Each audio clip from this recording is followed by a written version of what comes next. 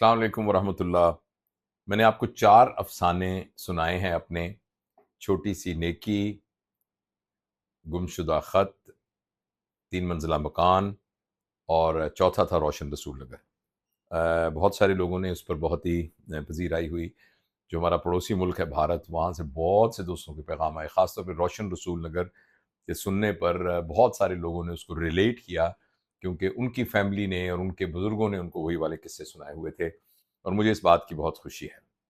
اس کے علاوہ ہماری ایک بہت پیاری بہن ہے جن کا نام ہے چترا چترا پرساد۔ وہ جینیٹکس کی پروفیسر ہیں، مجھ سے تھوڑی سی بڑی ہیں، ایسے ایسے 1-2 سال بڑی ہیں، لیکن پھر بھی میں ان کو دیدی کہتا ہوں، آپا کہتا ہوں، باجی اور بہنا کہتا ہوں۔ تو وہ بہت پڑھی لکھی ہیں، کینیڈا میں رہتی ہیں، تو انہوں نے بھی اس روشن رسول نگر کو دیکھ کر سنا اور بڑا مجھے کیا، اور برطانیہ امریکہ سے تو بہت سارے لوگ پیغام آئے۔ تو میں آج آپ کو ایکچولی اسی کتاب، یہ اس کا پروف تھا نا، یہ جو پروف ریڈنگ کے لیے میرے پاس آئی ہوئی تھی، تو میں اس میں سے پڑھ کے آپ کو سنا رہا تھا۔ ایک تو میں آپ کو میرے لیے بہت ہی اچھی بڑی خبر ہے اور خوشخبری کی ہے کہ ہمیں ایک ایسے پبلشر مل گئے ہیں جو اس کو چھاپنے پہ تیار ہو گئے ہیں۔ عموماً جو لوگ کتابیں لکھتے ہیں، خاص طور پہ شاعری کی کتابیں لکھتے ہیں، ان کو بہت برا تجربہ ہوتا ہے کہ وہ بیچاروں کو وہ کچھ بھی نہیں اس میں ملتا، اور وہ کتابیں چھاپنے والے اور پھر وہ جو بیچ میں ڈیلرز ہوتے ہیں اور پھر وہ جو شاپ کیپرز ہوتے ہیں اور ڈسٹریبیوٹرز ہوتے ہیں، وہ سب کچھ لے جاتے ہیں۔ تو وہ بیچارے اتنی محنت کرنے والا جو مین آدمی ہوتا ہے، اس کو کسی قسم کا اس میں مالی منفعت نہیں ہوتی۔ تو ہمیں البتہ ایک بہت ہی پیارا ہمارا برخوردار مل گیا ہے، جس کا نام ہے کاشان۔ اور کاشان جو ہے وہ نئی سوچ پبلیکیشن، ان کی کتاب ہے، بہت زبردست کتابیں انہوں نے چھاپی ہیں۔ مثلا میں نے ان سے فون کر کے کہا کہ بھائی مجھے وہ فتوحات مکیہ چاہیے، میں پڑھ رہا ہوں آج کل، تو وہ کہتے ہیں وہ تو میں نے خود چھاپی ہے۔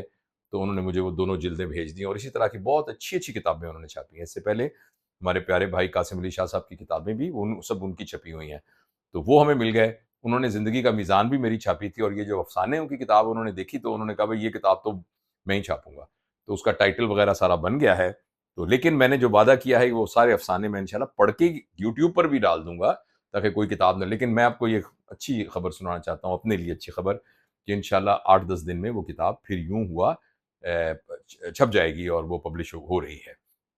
آج میں اس کتاب میں سے کوئی افسانہ سنانے کی بجائے اس کتاب کا جو بیک گراؤنڈ ہے، یعنی جو اس کا پیش لفظ ہے، پری فیس ہے، وہ میں آپ کو سنانا چاہتا ہوں، تاکہ آپ کو ان افسانوں کا کچھ بیک گراؤنڈ پتہ چل سکے۔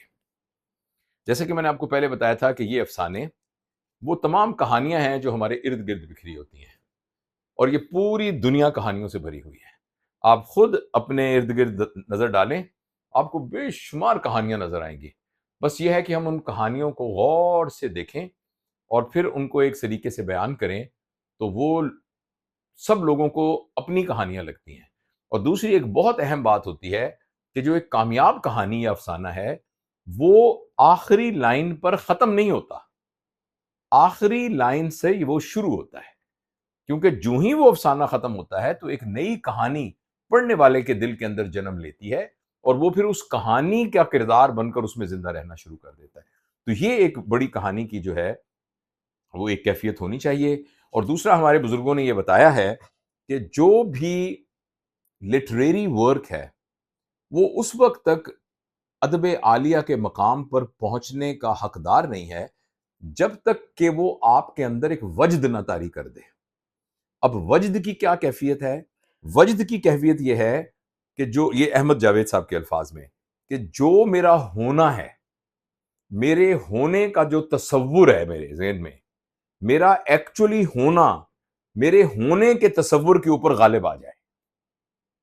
جو میری بینگ ہے وہ میری کانسیپٹ آف بینگ سے بھی سرپاس کر جائے، ٹرانسینڈ کر جائے، تو اس کیفیت کا نام وجد کی کیفیت ہے۔ اور یہ وہ وجد کی وہ کیفیت ہے کہ جو پھر انسان کے اندر تحریک پیدا کرتی ہے، جو اس کے اندر سے تبدیلی کا باعث بنتا ہے، یا اندر سے اس کے ویلیو سسٹم کے ریوائز کرنے کا باعث بنتا ہے۔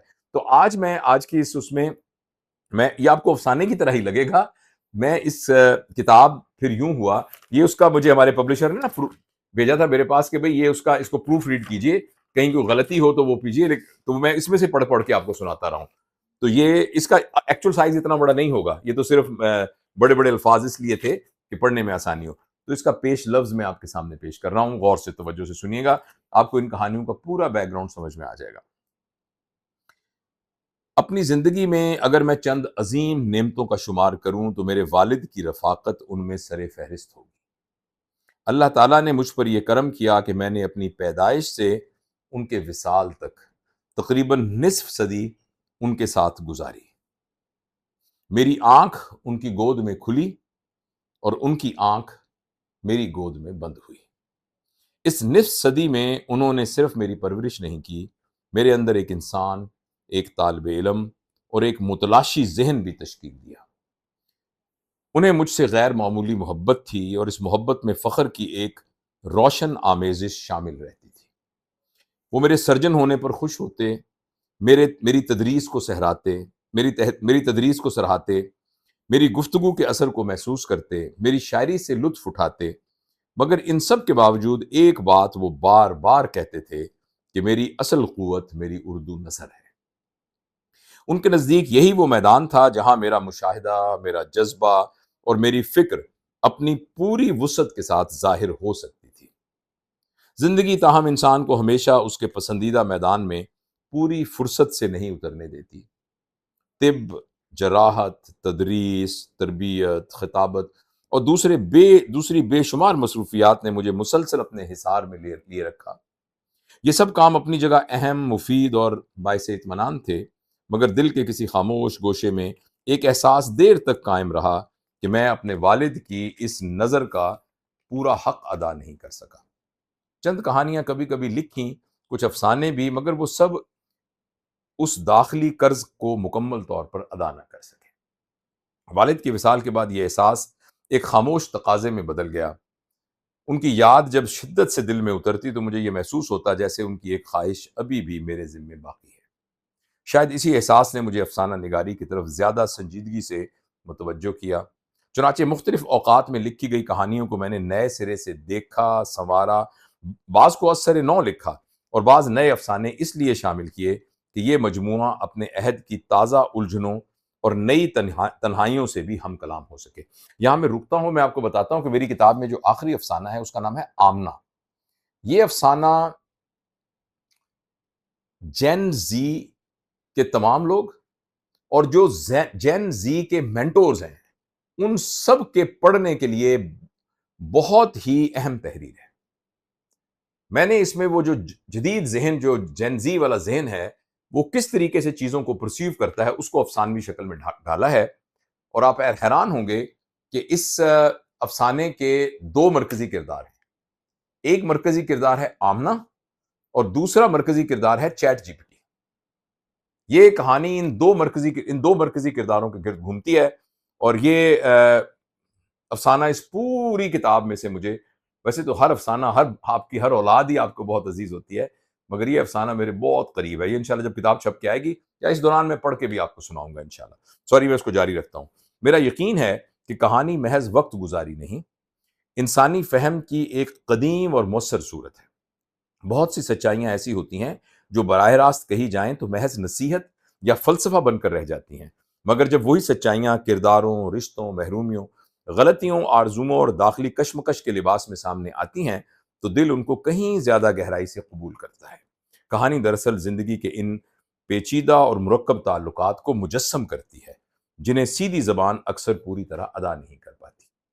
ایک بہتر انسانی زندگی کا تعلق صرف اس بات سے نہیں کہ ہم نے کیا حاصل کیا، بلکہ اس سے بھی ہے کہ ہم نے اپنے آپ کو کتنا جانا، اپنے جذبات کی تہوں کو کتنا پہچانا اور اپنے گرد موجود انسانوں اور رشتوں کی نزاکت کو کس حد تک سمجھا۔